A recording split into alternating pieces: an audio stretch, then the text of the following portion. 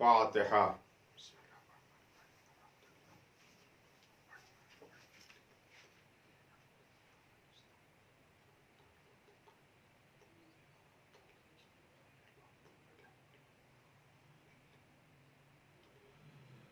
اعوذ باللہ من الشیطان اللعین الرجیم، بسم اللہ الرحمن الرحیم، الحمدللہ رب العالمین، والصلاة والسلام والتحیۃ والاکرام علی اشرف الخلق سید المرسلین بالقاسم المصطفیٰ محمد وآلہ الطیبین الطاہرین، ولعنۃ اللہ علی اعدائہم اجمعین من یومنا ھذا الی قیام یوم الدین وبعد یوم الدین، اما بعد، وقد قال اللہ تعالی وتبارک فی کتابہ الحکیم وهو اصدق الصادقین وقولہ الحق۔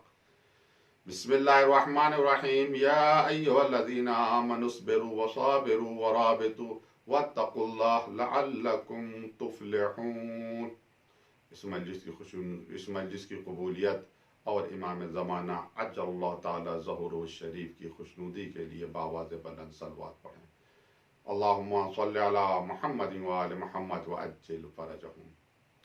کامیابی کے اسباب کے عنوان سے آج ہماری مجلس اپنے نوے مرحلے میں داخل ہو رہی ہے، اور آج یہ آخری مجلس بھی ہے، شب عاشور ہے۔ کل عاشور کے دن تو صرف مصائب ہی امام حسین علیہ السلام بیان کیے جائیں گے۔ سورہ آل عمران کی آیت نمبر 200، جس میں حکم ہے پروردگار کا، اے صاحبان ایمان صبر کرو، صبر کی تعلیم دو، استقامت تمہارے اندر پائی جائے، جہاد کے لیے تیاری کرو، آمادہ رہو، اللہ سے ڈرو، تاکہ یا شاید تمہیں کامیابی حاصل ہو جائے، تاکہ تم کامیاب ہو جاؤ۔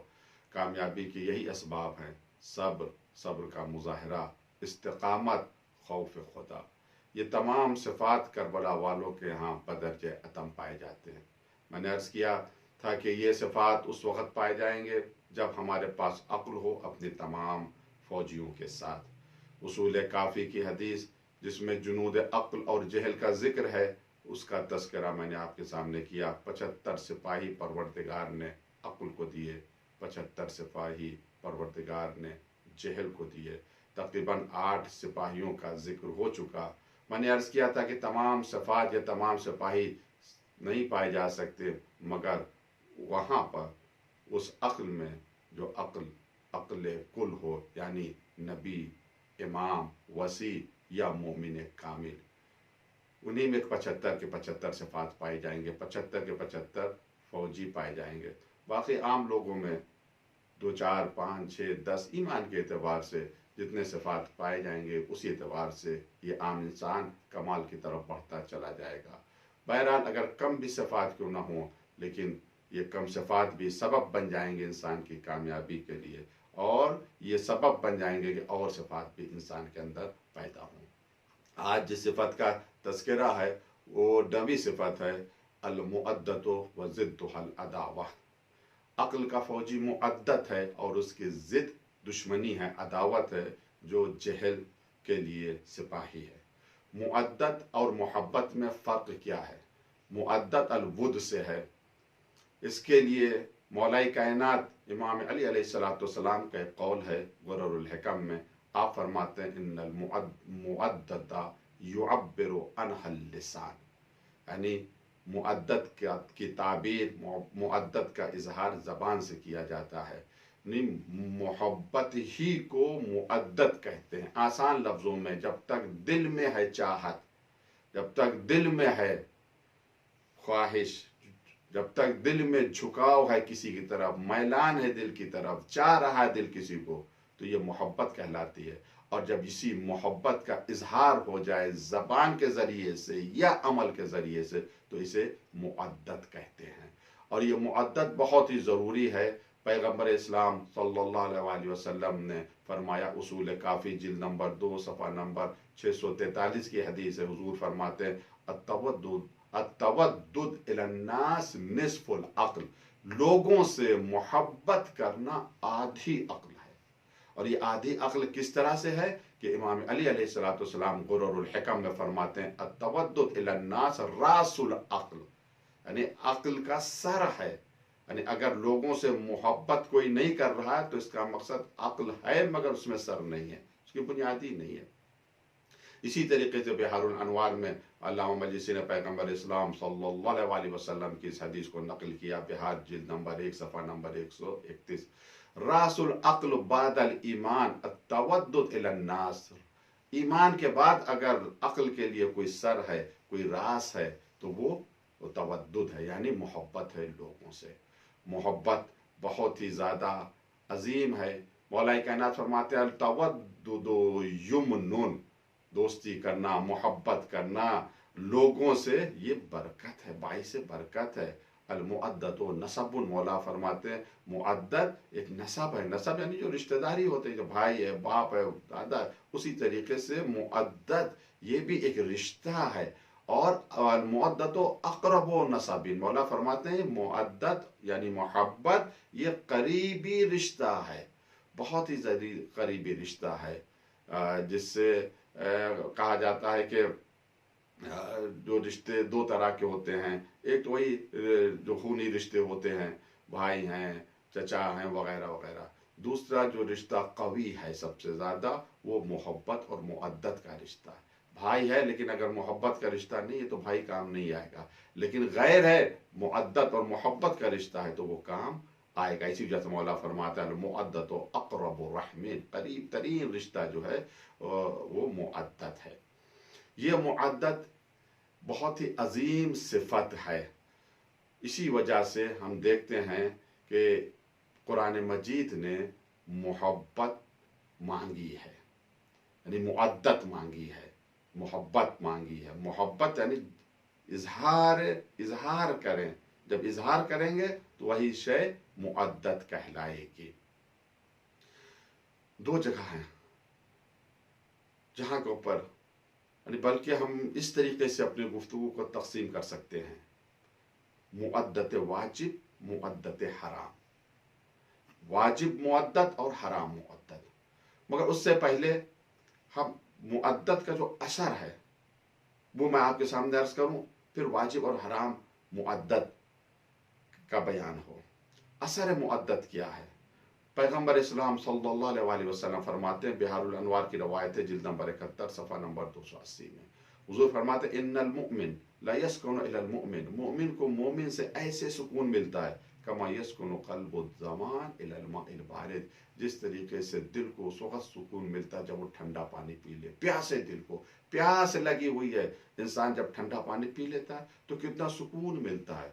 ऐसे ही सुकून मोमिन को मोमिन से मिलता है, मोमिन से मोहब्बत होती इस वजह से मिलता है। इसी वजह से कहा गया कि ये जो अपने भाई की तरफ देखना, अन्नज़रु इलल अख़ तवद्दुहु फिल्लाह अज़्ज़ व जल इबादा, मोहब्बत की निगाह से अपने भाई की तरफ देखना ये इबादत है, बहुत बड़ी इबादत है। अब आइए हम तज़किरा करें कि एक मुअद्दत वाजिब है, एक मुअद्दत हराम है। वाजिब मुअद्दत कौन है? सूरह शूरा आयत नंबर 23 में इसका जिक्र है, बहुत मशहूर और मारूफ आयत है। ज़ालिकल्लज़ी युबश्शिरुल्लाहु इबादुल्लज़ीना आमनु व अमिलु सालिहात कुल ला असलुकुम अलैहि अजरन इल्लल मुवद्दता फिल कुर्बा व मन यक़्तरिफ हसनतन नज़िद लहु फ़ीहा हुस्ना इन्नल्लाह गफ़ूरुन शकूर।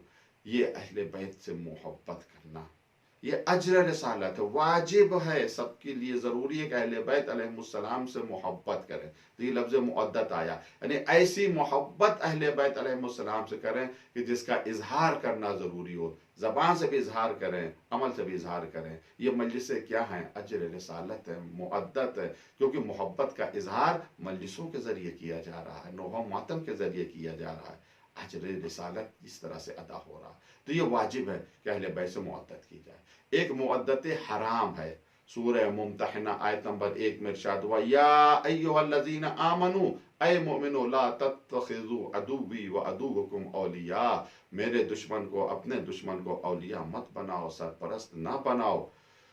तुल्क़ौना इलैहिम बिल मुअद्दा, तुम उनकी तरफ मुअद्दत का पैगाम भेजते हो। वही लफ्ज़ तुल्क़ौना इलैहिम बिल मुअद्दा, यहाँ पर यह मुअद्दत हराम है। क्या मकसद? यानी खुदा के दुश्मन से मोहब्बत ना करो, अहले बैत अलैहिस्सलाम से मोहब्बत करो, मुअद्दत करो। अब आप देखें मेरे अजीजों कि ये कितनी अजीम सिफत है जो इंसान के अंदर पाई जाती है, मुअद्दत। लेकिन सबसे मोहब्बत नहीं की जाती है। किससे मोहब्बत करें?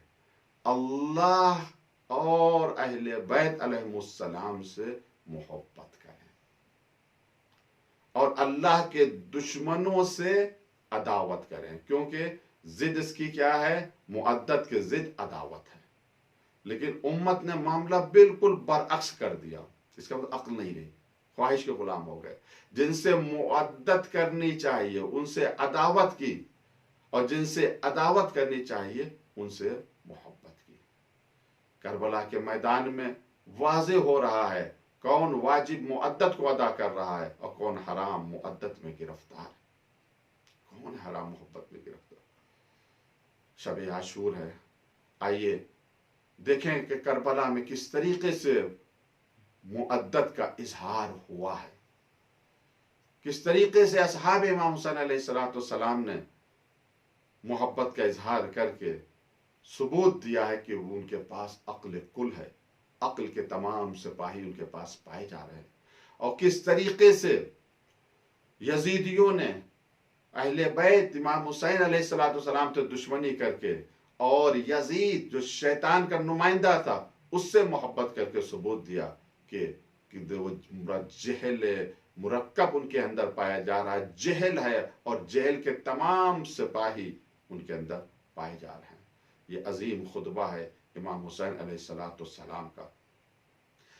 असहाब को जमा किया शब आशूर, हमद व सनाए परवरदिगार की, और उसके बाद इमाम हुसैन अलैहिस्सलाम किस तरीके से शुक्र अदा कर रहे हैं, किस तरीके से अल्लाह तबारक व तआला के हम्द कर रहे हैं। 5 अजीम नेमतों पर अल्लाह तबारक व तआला का हुक्म, अल्लाह तबारक व तआला का शुक्र इमाम हुसैन अलैहिस्सलाम बयान कर रहे हैं। अल्लाहुम्मा इन्नी अहमदुका अला अन अकरमतना बिन नबुवा, ए मेरा अल्लाह मैं तेरी हम्द कर रहा हूँ। किस बात पर तेरी हम्द कर रहा हूँ? अला अन अकरमतना बिल नबुवा, कि तूने मुझे इज्जत दी नबुवत के जरिए से। यानी नबुवत हमारे खानदान में है, नबुवत हमारे जद नबी सल्लल्लाहु अलैहि वसल्लम उसके जरिए हमें इज्जत दी। इसका मकसद पैगाम है इस जुमले में।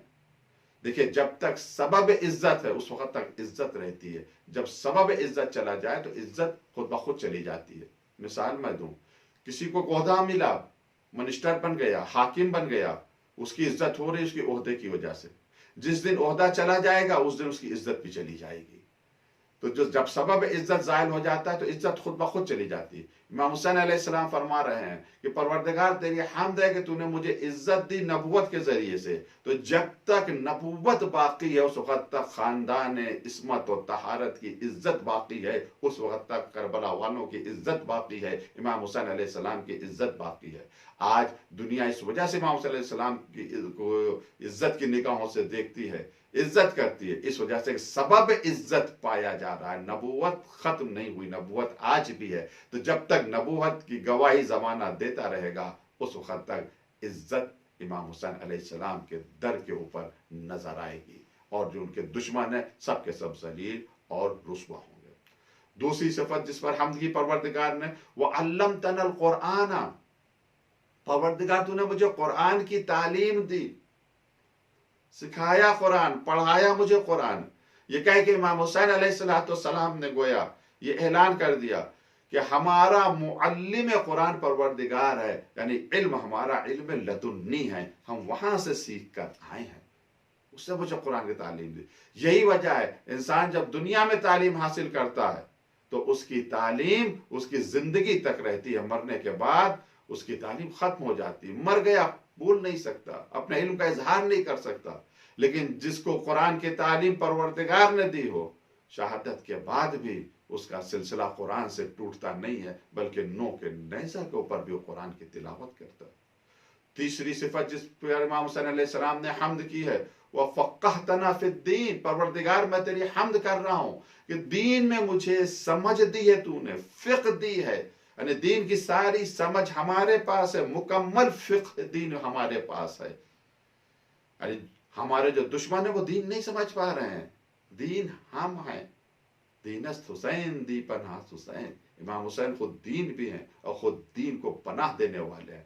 اگر کسی کو دین کی سمجھ چاہیے، یعنی اس دین کو سمجھنا ہے، تو دین کربلا سے سمجھ میں آئے گا۔ کربلا سے اگر انسان ہٹ جائے گا تو دین کی معرفت نامکمل ہے۔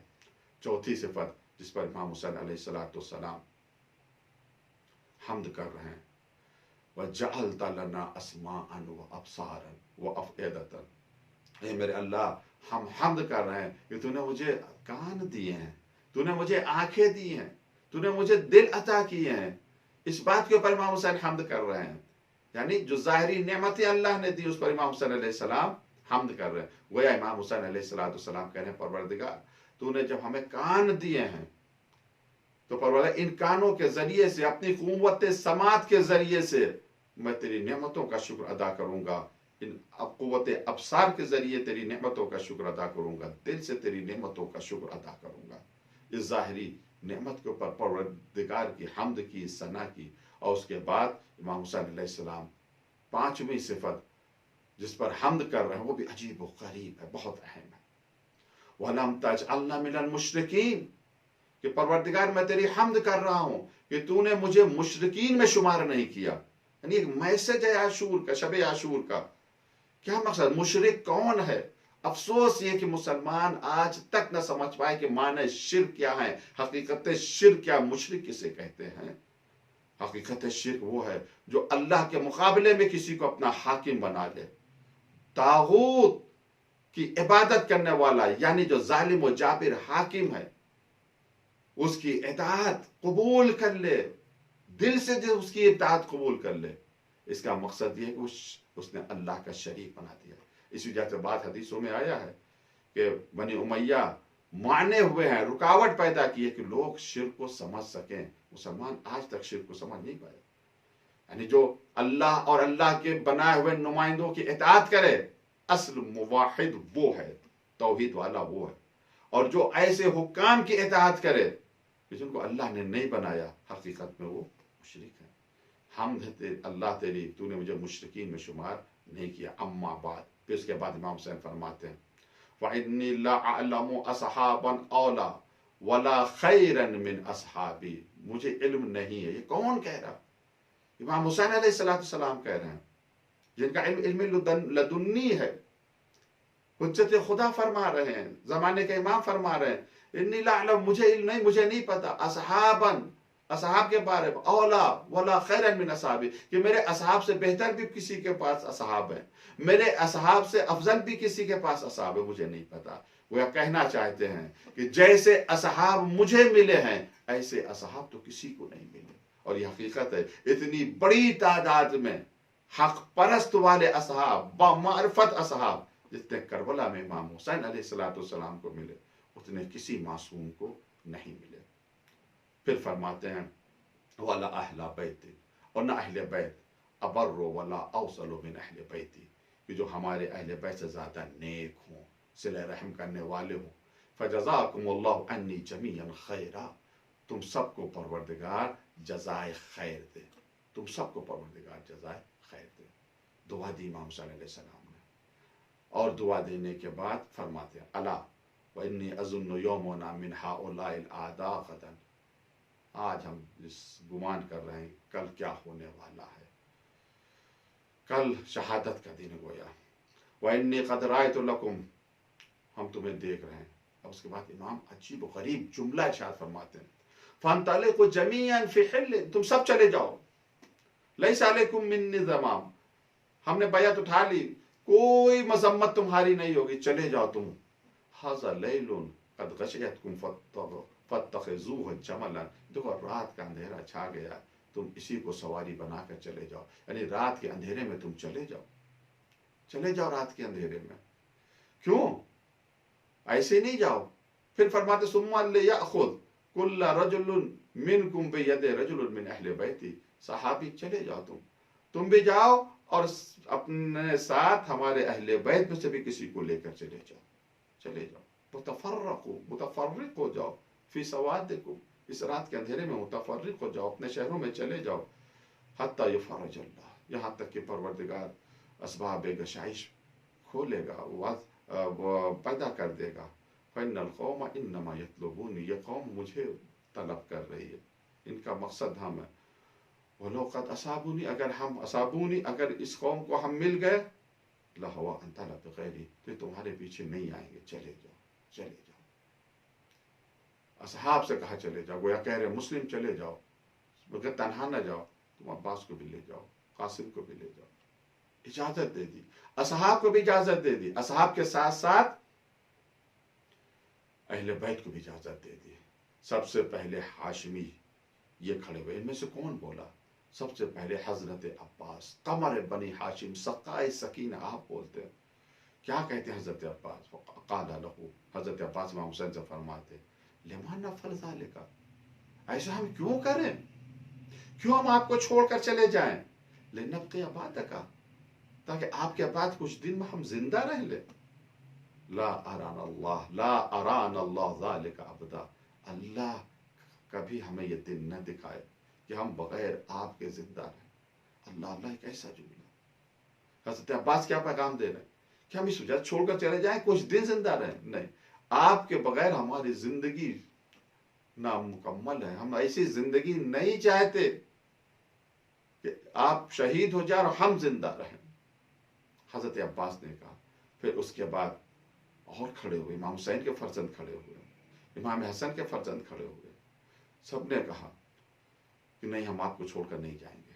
پھر امام حسین علیہ السلام نے جناب مسلم کے بھائیوں سے، فرزندان عقیل سے کہا یا بنی عقیل، اے عقیل کے فرزندوں، حسبکم من القتل بمسلم، مسلم کا قتل تمہارے لیے کافی ہے. اذهبوا قد اذنت لکم، تم سب چلے جاؤ، ہم نے تم کو اجازت دی ہے. قالوا، ان لوگوں نے کیا کہا؟ فما یقول الناس، ہم چلے جائیں تو لوگ کیا کہیں گے؟ اب ناس سے مراد یہاں صاف ہے، اگر ہم چلے جائیں تو ہمارے بزرگ کیا کہیں گے، رسول خدا کیا کہیں گے، امام علی کیا کہیں گے، ہم کسے کیا منہ دکھائیں گے؟ یہ لوگ کہیں گے نہ ترک نہ شیخ نہ وسید نہ، ہم نے اپنے بزرگ کو، اپنے سردار کو چھوڑ دیا. بنی امومت نہ خیر الامام، ہم نے اپنے چچا کے فرزندوں کو چھوڑ دیا جو بہترین تھے. ولم نرم معهم بسهم، ہم نے تیر ان کے ساتھ نہیں پھینکا. ولا نتن معهم برمح، نہ نیزے سے ان کے ساتھ ہم نے جہاد کیا. ولم نضرب معهم بسیف، نہ تلوار سے ان کے ساتھ جہاد کیا. وہ اسلحے کا تذکرہ کر کے بتا رہے ہیں کہ ہم آپ کا ساتھ چھوڑ کر نہیں جائیں گے، ہر طرح سے آپ کے ساتھ رہیں گے اور جہاد کریں گے، ہم آپ کو ساتھ نہیں چھوڑیں گے. اور پھر اس کے بعد فرماتے ہیں لیکن نفدی کا، لیکن ہم فدا ہو جائیں گے. انفس فدا کرتے ہیں، انفسنا اپنی جان کو فدا کر دیں گے، وہ اموالنا اپنی اموال کو فدا کر دیں گے، وہ اہلونا اور اپنے خاندان کو فدا کر دیں گے. ونقاتل معک حتی نرد موردک، اور ہم یہاں تک آپ کے ساتھ قتال کریں گے کہ جس طرح سے آپ جام شہادت پئیں گے ویسے ہی جام شہادت ہم لوگ بھی پئیں گے. وقبہ اللہ العیش بعدک، وہ زندگی بہت خراب زندگی ہے جو آپ کے بعد ہے. یہ کون کہہ رہا ہے؟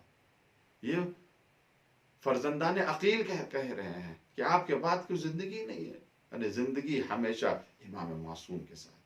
یہ بہترین زندگی پیغام مل رہا. جس طریقے سے کربلا والوں نے اپنے زمانے کے امام کا ساتھ نہیں دیا، اب لمحہ فکریہ ہم کہاں تک اپنے امام کے ساتھ ہیں، کہاں تک اپنے امام کے ساتھ ہیں، اس کا ساتھ تو نہیں چھوڑ رہے ہیں. خدا نہ کرے اگر ہم نے اپنے امام کا ساتھ چھوڑ دیا تو ہم کدھر جائیں گے.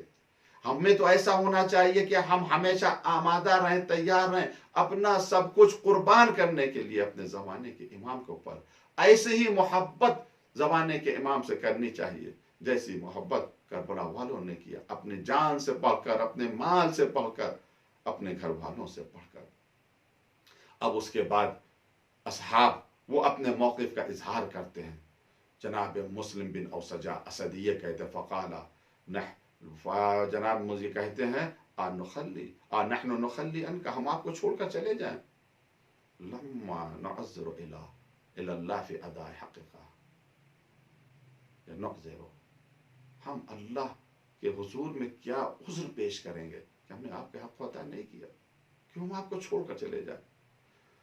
اما واللہ حتی اکسر فی صدورہم رمح، ہم آپ کو چھوڑ کر نہیں جائیں گے، خدا کی قسم ہم یہاں تک لڑیں گے، یہاں تک کہ اپنے نیزے کو ان کے سینوں میں توڑ دیں گے.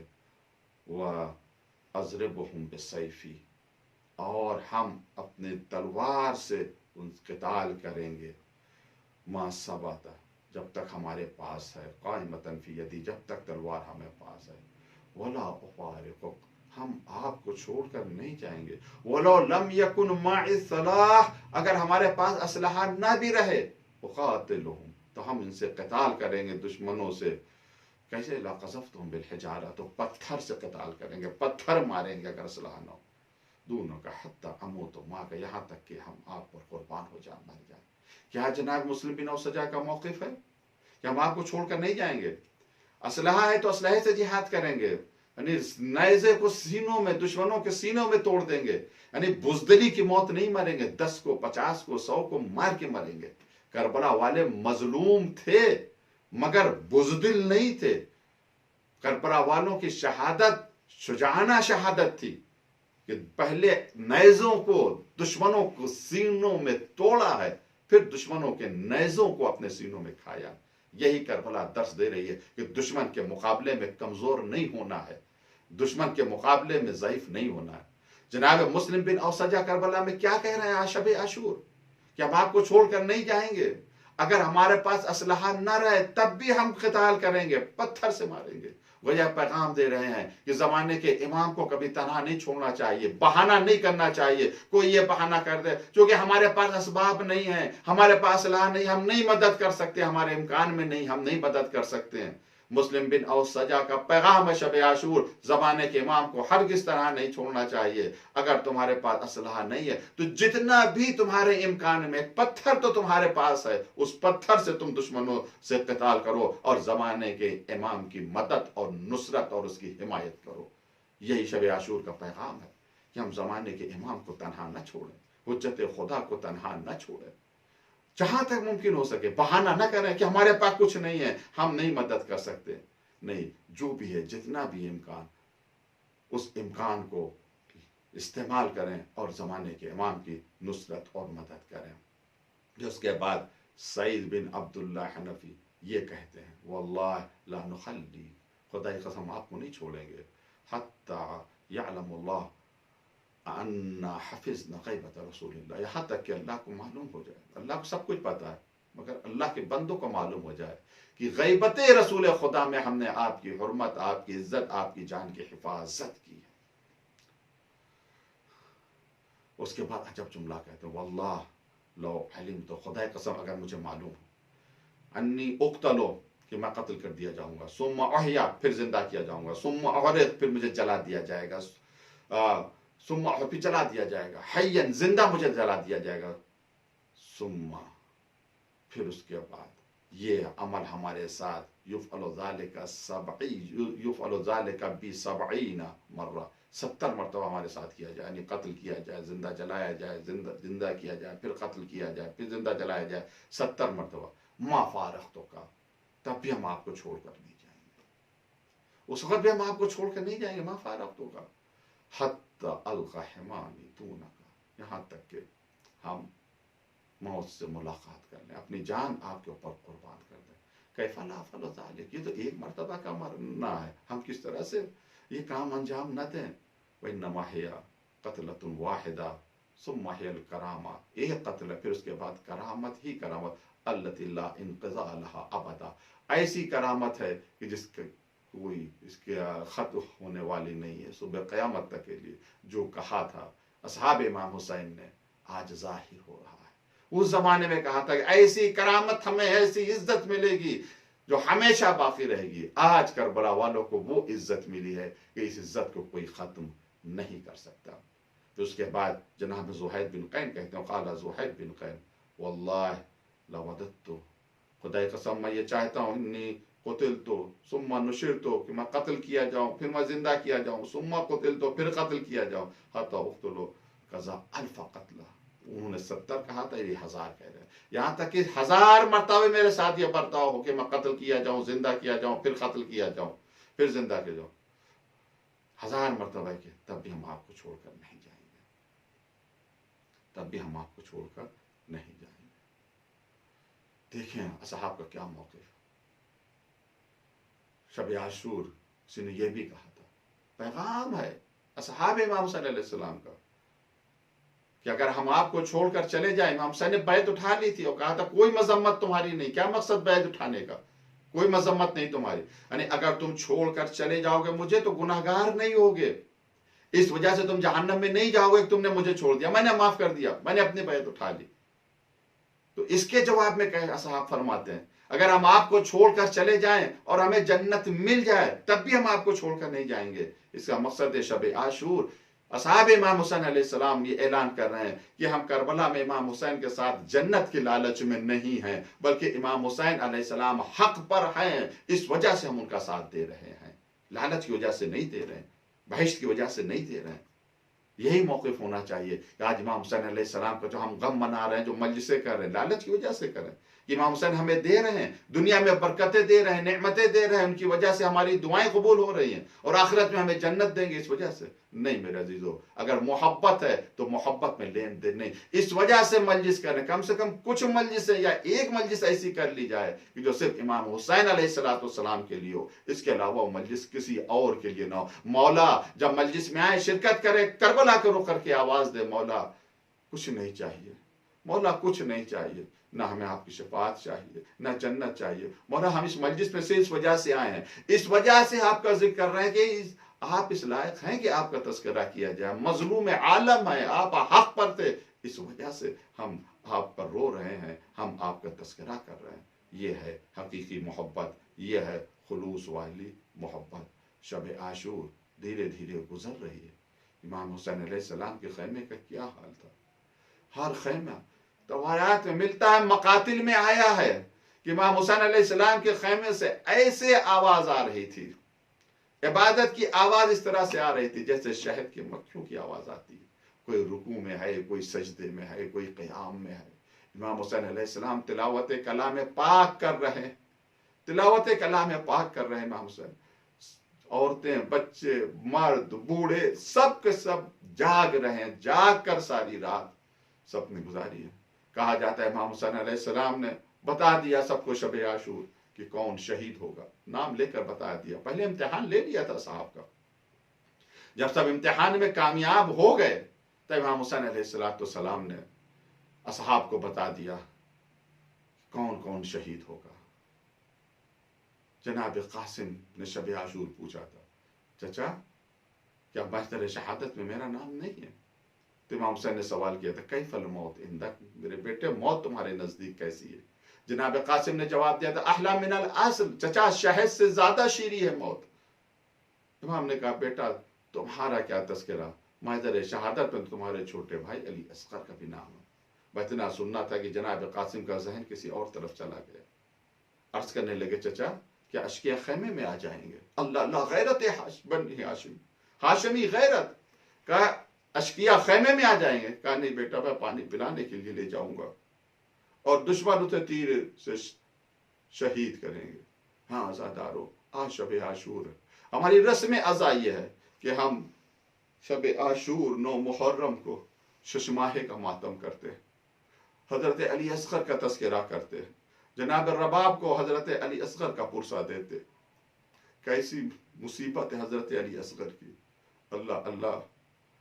امام حسین علیہ السلام در خیمہ پر آئے اور آنے کے بعد اپنی بہن سے فرمایا اے میری بہن, میں علی اصغر کے بارے میں تم سے وصیت کر رہا ہوں. مقاتل میں لکھا ہے, ابھی مخنف نے لکھا ہے, اور صاحب مقاتل نے اس روایت کو لکھا ہے, یا اختا اوصی کا بولدی الاصغر. اے میری بہن میں علی اصغر کے بارے میں تمہیں وصیت کر رہا ہوں. فإنه طفل صغیر وله من العمر 6 اشہر. میری بہن میرا بچہ بہت چھوٹا ہے, 6 ماہ اس کی عمر ہے, اس کا خیال رکھنا. فقالت له, تو بہن نے جواب دیا یا اخی ان هذا الطفل له 3 ایام ما شرب الماء. بھیا 3 دن ہو گئے ہیں کہ اس بچے نے پانی نہیں پیا. اللہ اللہ. مظلومیت حضرت علی اصغر, 6 مہینے کا بچہ, اس کا کھانا بھی پانی شیر ہوتا ہے ماں کا, اور پانی بھی اس کا ماں کا شیر ہوتا ہے. جب ماں پانی نہ پیے, ماں کو کھانا نہ ملے تو دودھ کیسے بچے کو ملے گا؟ علی اصغر 3 دن کے بھوکے بھی ہیں, 3 دن کے پیاسے بھی ہیں. تو بہن کہتی فطلب له الشربہ, پانی طلب کرے، مانگے شاید دشمن اس کو پانی دے دیں.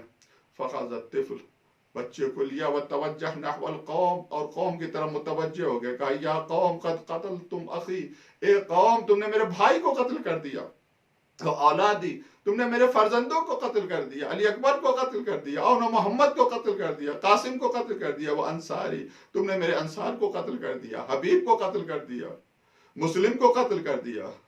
اب کوئی باقی نہیں بچا سوائے اس بچے کے. وما بقي غير هذا الطفل، سے بچہ باقی بچا. وهو يتلذذ عطشانا، دیکھو پیاس کی شدت سے یہ کس طرح سے بے چین ہے یہ بچہ. يتلذذ عطشانا، کس طرح سے تڑپ رہا ہے. فَاسْقُوهُ شَرْبَةً مِّنَ الْمَاءِ، تھوڑا سا پانی اسے پلا دو، تھوڑا سا پانی اسے پلا دو. قوم نے کیا جواب دیا؟ کیا جواب دیا قوم نے؟ امام حسین کس کے لیے پانی پلا رہے ہیں؟ امام حسین کمسن بچے کے لیے پانی پلا رہے ہیں. کسی بھی مذہب میں، کسی بھی ملت میں معصوم بچے بے گناہ سمجھے جاتے ہیں. کہا جاتا ہے کہ جنگ بڑوں کے درمیان ہوتی ہے، بچوں کا کوئی دخل نہیں، خاص کر بچہ اگر 6 مہینے کا کم سن ہے. تو ہم نے تو یہ دیکھا کہ جانور تک بھی بچوں کے اوپر رحم کرتے ہیں. ایک واقعہ میں نے پڑھا تھا نیوز پیپر میں، بہت پہلے کی بات ہے، کہ ایک عورت کھیت میں کام کرتی تھی، اس کا ایک چھوٹا سا بچہ تھا کچھ مہینے کا. تو اس بچے کو پیڑ کے پاس، پیڑ کے نیچے لٹا دیتی تھی، کھیت میں جاتی تھی کام کرنے کے لیے. تھوڑی دیر کے بعد آ کر دیکھتی تھی کہ بچہ صحیح و سالم ہے کہ نہیں ہے.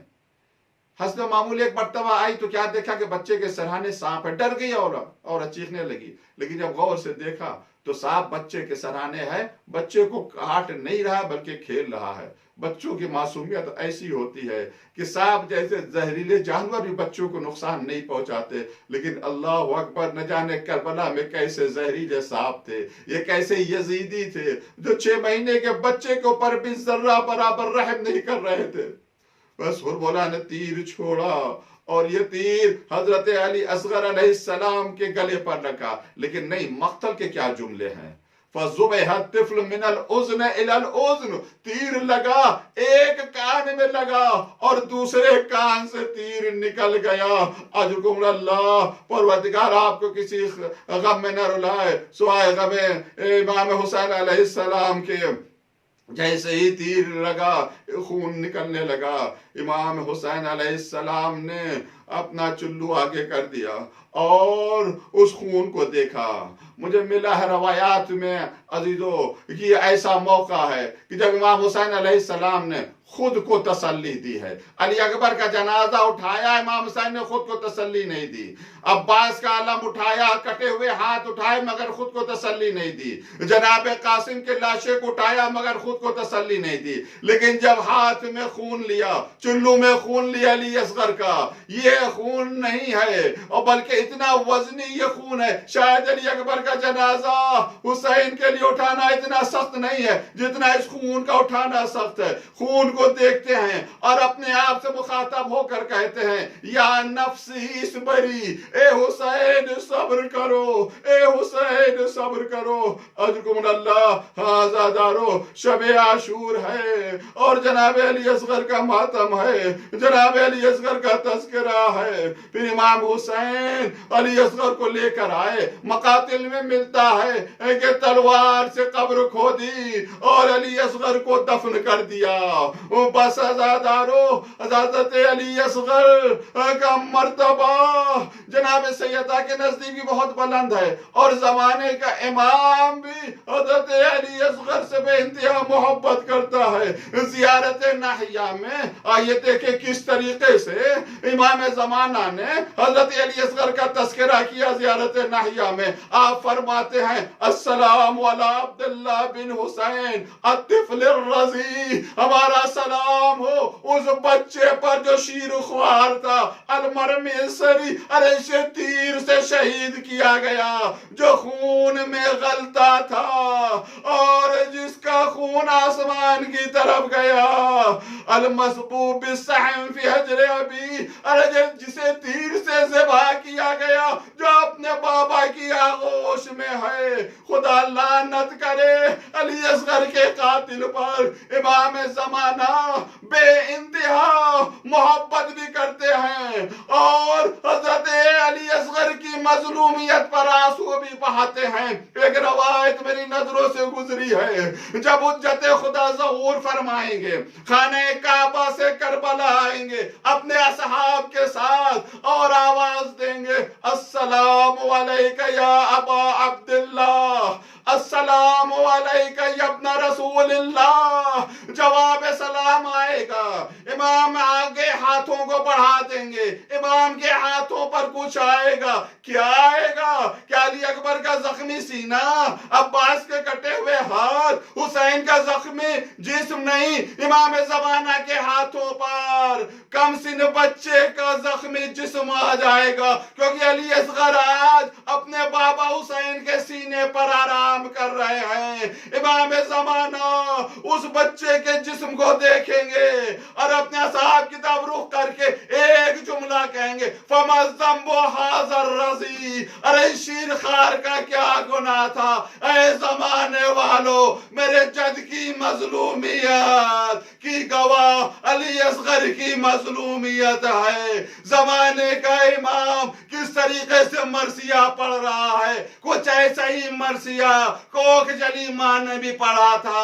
جب زخمی گلا دیکھا، ایک جملہ کہا جناب رباب نے یا بنیا اب مثلو کا ینہر، اے میرے بیٹے کیا تیرے جیسے کم سن بچے بھی ذبح کیے جاتے ہیں؟ علی اصغر اگر مجھے معلوم ہوتا سیعلم الذین ظلموا یقولون انقلبوا انا للہ و انا الیہ راجعون. ماتم حسین.